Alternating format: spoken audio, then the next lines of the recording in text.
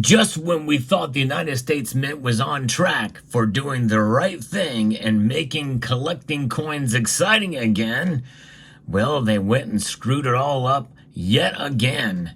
We'll discuss this latest mistake in this video as we explore.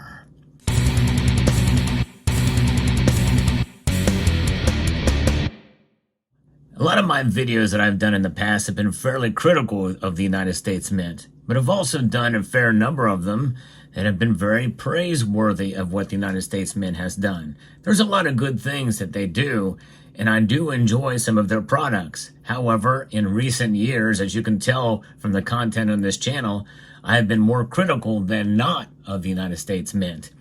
And this latest issue is the latest, and I think one of the most egregious examples of the controversy that has been stirred up by the United States Mint, taking it to a level that we've not seen in a long time, that's for sure. But what stands as my biggest criticism is the quality of the United States Mint's products and the lack of ingenuity in terms of coin design and the like. But nonetheless, this is something that has been reported fairly widely among this community. I'm just the latest to chime in on it from my perspective, because this is a big deal, because the United States Mint has now gone into auctioning on a whole new scale and level. They did this before, and it was fairly controversial with some of the first and last of the American Silver Eagle Type 1, Type 2 designs. And now they're taking it to a very, very premium, small 230 mintage of the newest flowing hair gold dollar that will be in proof and have the privy mark on it. When they offered this originally, the flowing hair silver metal, it was with the opportunity and chances for anyone to get the privy mark. And some in this community did. Well documented here in this community. But however, some of this privy marks likely did go to dealers. And I think that's fine, because there is the APP program, or the authorized purchasers and the dealers that get as part of the contract with the United States Mint, and the way they do things, which, by the way, other mints have this same kind of contracts. They have the potential and chance to get it as well. I'm going to be referencing an article here from Coin News by Mike Unser that I think really sums this up, that we saw that the United States Mint has unveiled images for the upcoming 2024 230th anniversary flowing hair gold coin, giving collectors the first look ahead of its November 14th release. Initial details included the coin's descriptions, specifications, and limited mintage of 17,500 pieces. Unlike its silver metal counterpart, which includes a 230 privy mark on select examples, no privy mark option was initially mentioned for the gold coin. But that all changed as the United States Mint has issued a news release officially introducing the gold coin and adding a key update that 230 of them will feature a 230 privy mark and will be exclusively offered through a special auction. That's right, it's a very special auction. As a tribute to the number of years that have elapsed since the flowing hair dollar coin was introduced, the Mint will also auction 230 1-ounce high-relief 24-karat gold coins with a 230 privy mark on December the 12th, 2024. The first coin will be auctioned with a die in a custom-made display box. Each of the coins will be accompanied by a certificate of authenticity hand-signed by the Honorable Ventress C. Gibson, Director of the United States Mint. Additional details about this special auction will be released at a later date. So there's going to be a unique opportunity for the highest bidder to get the very first coin with the die. That'll be one of one. That's right.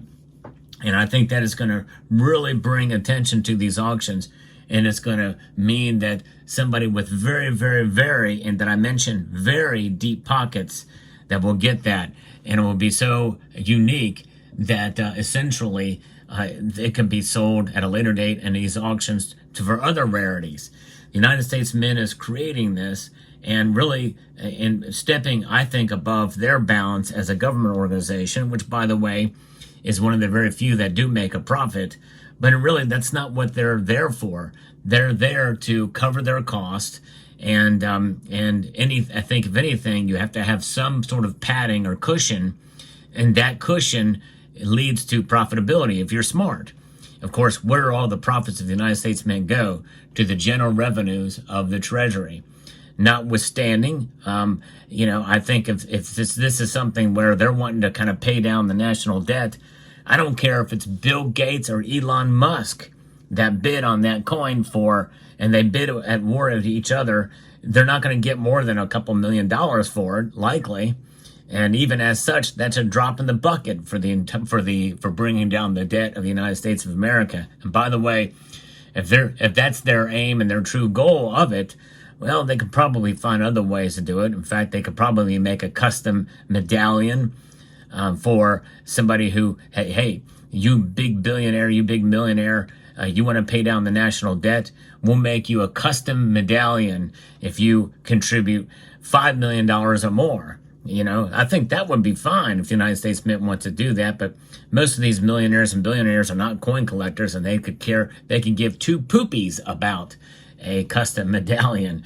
But nonetheless, so this is why this is so, it's in a sense controversial and doesn't really make a whole lot of sense, pun intended, although it won't involve cents, likely it'll involve dollars, and a lot of dollars indeed that will be going towards this. Both the gold coin and the previously released silver medal honor the 230th anniversary of the first dollar coin issued by the U.S. federal government. Each shares the iconic 1794 dollar design by Robert Scott. Let's take a closer look at this again so you can see. It is very well done. The United States Mint did a great job on this. My particular example here, I hope yours looks as nice. I don't really see much finning going on. There might be a little bit there, but it's very well done. It is a bit of a higher relief. I don't know that I would call it high relief or not, but it is on a 40.6 millimeter planchet, which is the same as the American Silver Eagle. But it is very well done and a good representation of the original. And there, of course, this does have indeed this has its privy mark of its own. It's got a milk privy to the back of the flowing hair. This is a unique example. Maybe I'll auction this off and see what kind of returns I can get on this with the silver milk spot privy. Yes, indeed. That's awful. Well, it is what it is, but there it is. And there's no more of these available that I can buy right now. Apparently, there are some that have not been either produced yet or not been offered yet for sale at the United States Mint. But that milk spot is a sore spot for me. But nonetheless, the gold would not have that. But it's right there on the silver. So it is a nice design. And I do like it. The privy mark would be right here. Again, other members of this community, they were able to procure some of to procure that privy marked version, which can essentially be thousands of dollars profit, by the way, if you were to sell it in the secondary market for now. So that is nice, but it gives everybody an equal chance. You limit it to one per customer. It increases sales and gets through the mintage, and it excites the collecting community. That's exactly what happened with the metal. The gold, not so much. The silver medal was released on October the 15th, which is the actual 230th anniversary of the original dollar's issuance on October the 15th, 1794, that proved popular, lasting just over 24 hours before becoming unavailable, sent to remind me status. The Mint indicated that 1,794 of those medals feature a special 230 privy mark, which were randomly distributed to buyers upon purchase. Numerous examples have since commanded exceptional prices in the secondary market. And so that is indeed the case. And so we'll see how this plays out. But I do think it's a mistake, the United States Mint, to get involved in an auction, especially something that's going to be very, very high, dollars and people that are prepared to pay that kind of money to be able to to potentially buy it and flip it. Who knows what that's going to be like? But I think it's just wrong in my view, and I think it's a pretty big mistake. Why not give everybody else the chance, just like you did with the silver medal, and let it be what it is? Or on another matter, they could have done this. They could have said, well, you know what? For $1,000 more, we're going to sell these, and these 230 or whatever other price they want to put on it, and give people a fair chance to be able to buy it. And if you can afford to do that, although I do think, in a sense, if you're going to do that, it's so exclusive that you would almost have to do sort of one of those things like a waiting room, and give people a chance to buy, just like you had done before for other products with very, very low mintage, such as the V75 privies. But we'll see how this plays out. But just thought I'd share this with you again. This is something that's been shared by others in the community before me, but I wanted to bring it to those of you who maybe were not aware.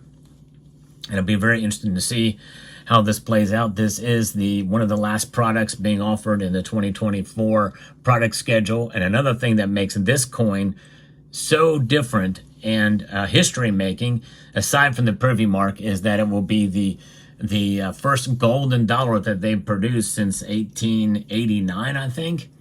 Except this one's going to be 1 full ounce. And of course, it's not intended for circulation, but nonetheless, the dollar denomination has never been put on a gold coin before that period of time in 1889. So this is a historical first, and of course, the first time ever on a 1 ounce gold coin.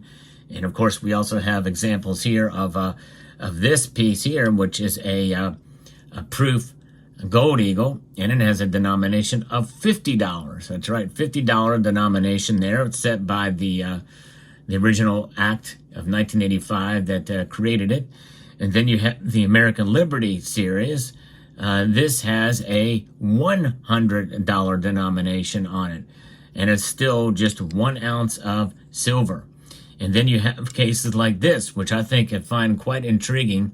This is also a $100 gold coin, and I really like what the United States Mint did for this release. They opened it up to a 30-day ordering window. Once that window was closed, that's it. No more could be bought. This has made, that action has created a rarity, an instant rarity in this piece, because I think this is like a 5,000 mintage. Obviously, much less than the flowing hair gold that is going to be coming out. And so this has created, this thing could do fairly well in the secondary market in due course. So that is, I think, is really the best way to do it. Get everybody a chance to order it, within a 30-day window. And whatever happens after that, well, let the market decide. So that's kind of my feeling on that. So there you have it. Let me know what your thoughts are about this in the comments section down below. Hope you found this video informative, insightful, and educational. Would like to extend a multitude of gratitude to each and every one of you for taking the time to watch, and to encourage you to please rate, share, comment, and subscribe.